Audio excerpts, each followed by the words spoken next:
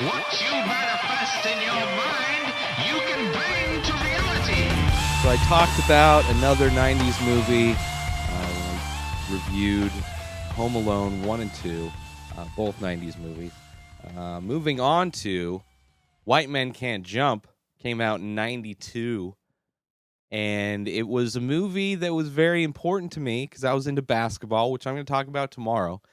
But I was into basketball. It was that time of my life for quite a while around that time. And it was, as far as basketball was concerned, it was the time of Michael Jordan. I'm not sure where he was 92 as far as the first three-peat or the second three-peat, or maybe he was playing baseball at the time, but it was around that time, and I was a huge Bulls fan. And there's this movie that comes out, White Men Can't Jump. I don't know if I saw it in theaters, but I remember the VHS, owning the VHS and watching this so many times. It's where Woody Harrelson and Wesley Snipes are basketball hustlers.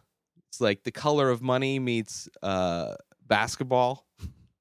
And they're the basketball hustlers in L.A., and, I mean, Woody, I think, came from somewhere else. I don't know if he was from L.A. He just moved to town kind of thing, new kid on the block kind of a deal. And they team up to make some money and hustle in the local pickup game scene, and later decide to join a tournament to win the prize money legit. Girlfriends want them to go legit. And I love this movie. Watching it now, I mean, it's crazy to see what people were wearing back then. I mean, people are still wearing that now. It's just not straight people are wearing any of that stuff.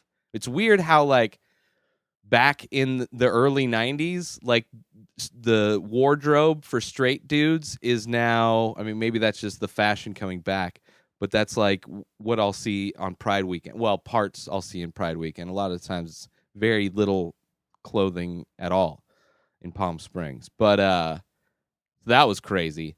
Also, Wesley Snipes looks like I think he's pretending to do what a basketball player looks like they do when they play basketball, versus he spins so much.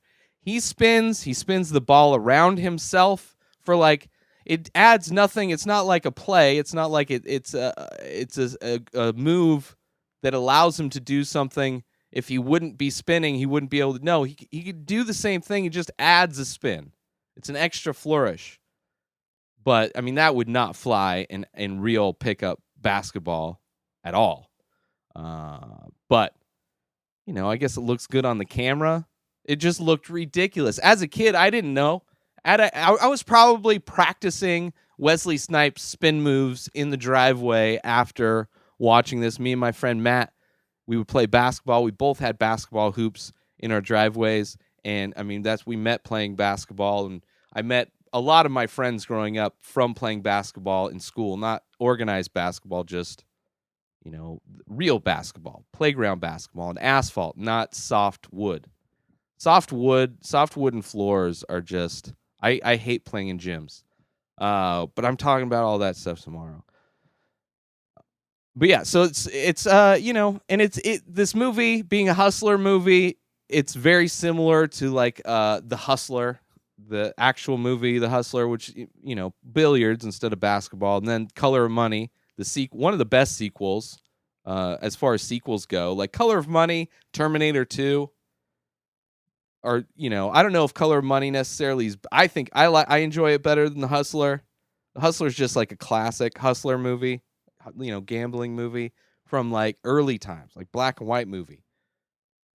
Color of Money, you got Martin Scorsese, and a young Tom Cruise and a Paul Newman. It's so good, so good. Color of Money. This isn't quite as well directed as Color of Money, but, you know, if you're a kid, for me, I was, you know, 11 when this came out in theaters. So, you know, 12, 13, 14, all my teens rewatching this VHS tape. You know, I love basketball. So anything, and there wasn't a lot of white dudes playing basketball. To see Woody Harrelson in this movie playing basketball, and he's good. He looks like he actually knows how to play basketball. He had, good jump shot. Clearly, the premise of the movie is the fact that he can't jump. White men can't jump. And there's a scene where he bets like he does. He always shoots himself in the foot. He's that kind of guy. Just can't not bet on everything. And he bets that he can dunk a basketball. And maybe he loses. Maybe he loses all of his money again. And Rosie Perez, such a crush on her. You get to see her nipples a couple times in this movie. And let me tell you, when I was a kid, this is one of those movies that, there were parts of this movie that were paused. Now, VHS, not as good as DVD or, Netflix. You don't actually get a clean image when you pause on VHS. So it's very difficult to masturbate to certain scenes in this, but I made it work. Because Rosie Perez is just... Now it's scary because I now with experience, I know the fieriness of, that character. I've had girlfriends that had that fiery, and I just can't. It's not for me. I mean, there's a passion level that you get with certain types of people, and sometimes it's just too much. It's just too much. And I don't necessarily think she was too much, but she has that vibe. She has that vibe of too much.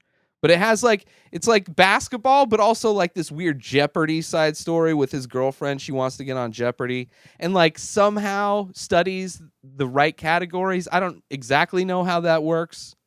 I know how Jeopardy works for the most part, but I don't know if they get like if she knew that there were going to be a category was going to be foods that start with the letter Q. Like that's a huge kind of assumption to make for a category of Jeopardy and then for it to come true. But whatever, Woody Harrelson, when he makes the hook shot to get her on the show, I loved the hook shot. I loved it. So, and I was good. I remember one. Well, I'll talk about it tomorrow. I want a pickup game. I might miss it. So I'm going to talk about. I grew up playing basketball, something I got into. I was never like elite. I tried out once, didn't make the team in high school, but I played every day. Unlike most of the basketball players that actually and beat most of the basketball players that played. But early, like 6th grade, 7th grade, before school, I had my basketball and got challenged to a pickup game, a one-on-one game with some, a jock at the time, still a kid, but to me, he was a jock. And I was just throwing up hooks from the 3-point, like, because I couldn't get in. I wasn't fast. I didn't have a good jump shot. My turnaround wasn't that good yet. So he was a taller guy, and the only way to get it over him was to do these hook shots, and they were falling. That's the thing. I just had good touch. I had really good range from the 3-point. And the more pressure I was on, if I was angry, like, and I love shit talking, but like just throwing him in, and I destroyed this kid. They were like kids. Why? It was the most epic thing that ever happened to me. Because usually in that time, it was a very sad time for me. It was a very depressing time. But I'll talk more about that tomorrow. White Men Can't Jump. It's a good movie. It holds up as good as it should. It wasn't supposed to be a high class movie, but I still enjoyed it. It was fun to revisit. So go check it out if you haven't seen it. New episodes of this show come out every day. Subscribe everywhere podcasts are found. Binge the show over at patreon.com/inspireddisorder. Become a member. InspiredDisorder.com is where you can buy all of my artwork, my shirts. Save 50% with coupon code THANKS18. That's the number 18 at checkout. At Ray Taylor for me on all social media. Have a great day, everybody. Peace out.